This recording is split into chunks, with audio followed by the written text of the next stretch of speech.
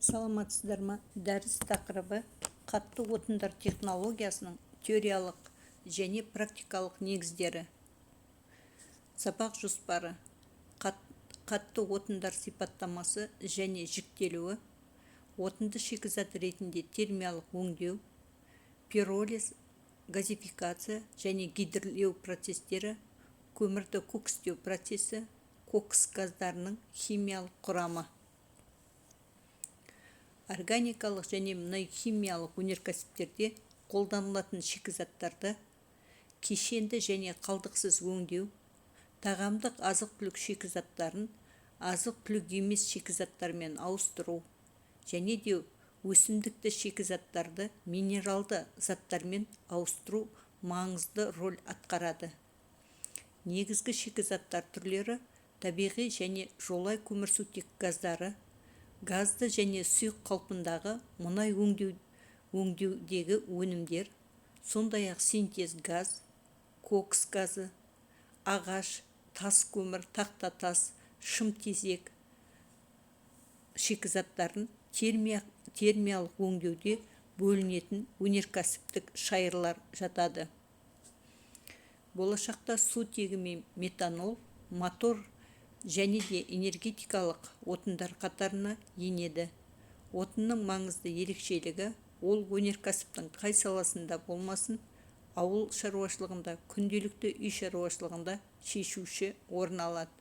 Отынның сапасы оның жылу шығару мүмкіншілігі мен ұшқыш заттардың бөлініп шығуымен анықталады. Отынның жану жылуы дегеніміз 1 килограмм отынды немесе газды отынды 1 метр куб жанғанда бөлініп шығатын жылу мөлшерін айтамыз. Отын құрамында көміртегі мен сутегінің мөлшері неғұрлым жоғары болса, солғұрлым отынның жылу бергіштік қабілеті жоғары болып саналады. Отын құрамындағы ылғал және де минералдық заттар отынның сапасын төмендетіп, сонымен қатар тасымалдау құнын арттырады, өңдеу технологиясына кері әсерін тигізеді. Әсіресе отын құрамында күкірт мөлшеріне ерекше көңіл бөлінеді.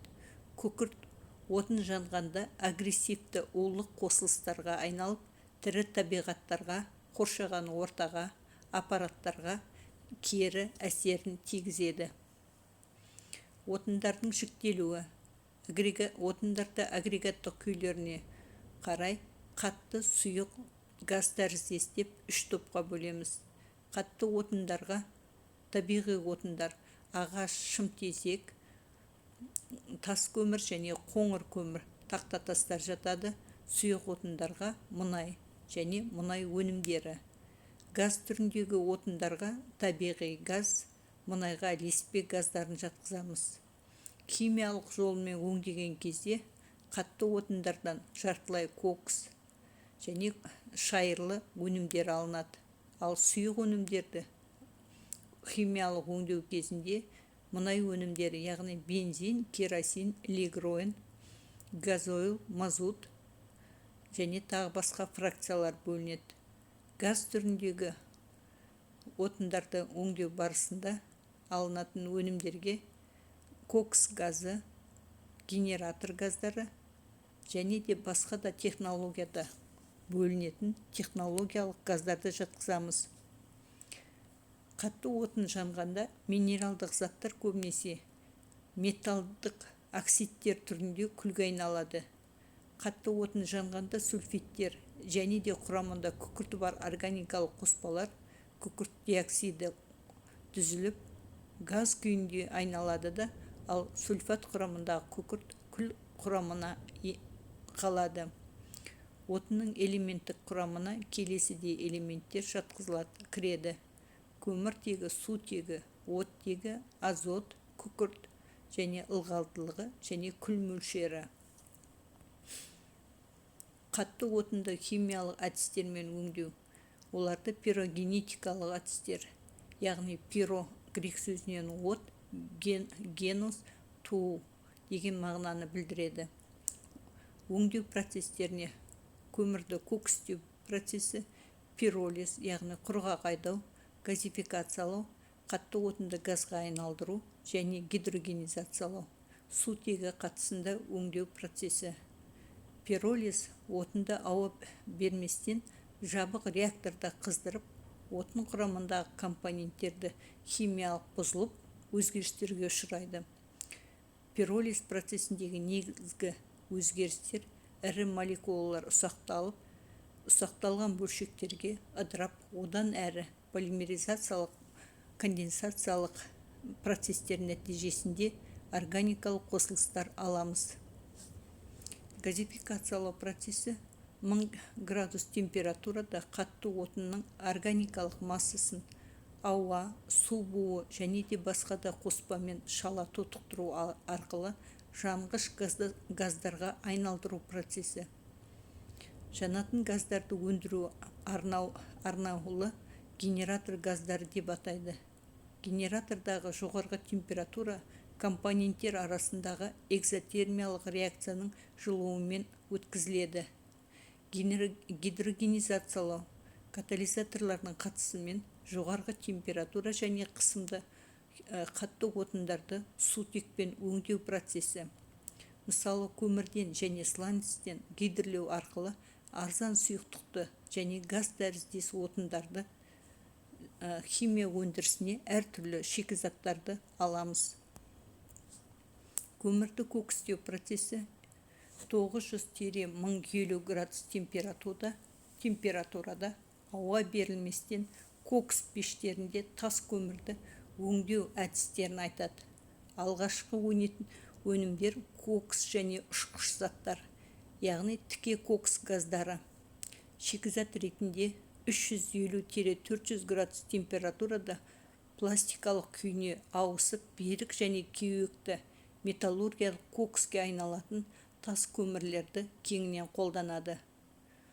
Кокс химиялық өндірісі кокспен қатар жүздеген химиялық өнімдер, химиялық өндірістер шикізаттары, жартылай өнімдер және мономерлерді өндіреді. Коксталатын шихтанды орта есеппен 65-80% кокс, 3-5% шайыр, 1% шикі бензол, 1% аммоний сульфаты, 15-18% газ және тағы басқа өнімдер өндіріледі. Кокс кеуекті қатты зат қасиеттері металлургия талабына тәуелді. Домна пештерінің жұмыс істеу жағдайына байланысты кеуектіліктен басқа механикалық беріктілігі жоғары және жану жылуы да жоғары болуы тиіс.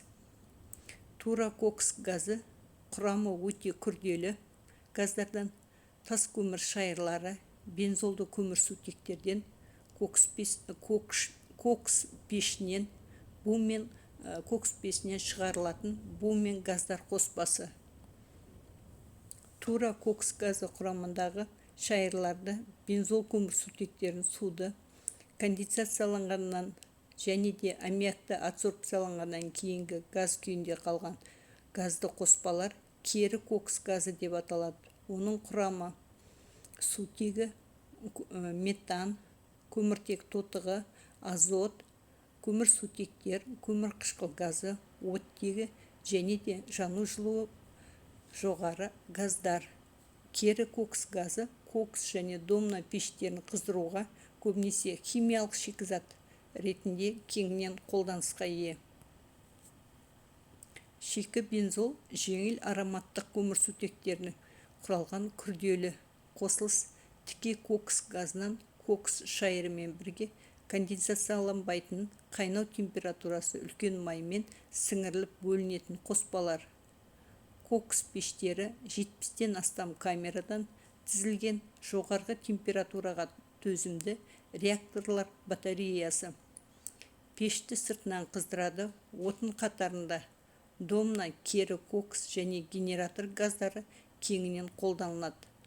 Әр камераның ұзындығы 14 метр, биіктігі 4,3 метр, ені 0,4 метрге тең. Процесс температурасы 900-110 градус аралығында. Кокстеу процесі периодты процеске жатады. Процесс ұзақтылығы 13-14 сағатты құрайды. қолданылған әдебиеттер тізімі. Назарларыңызға рахмет.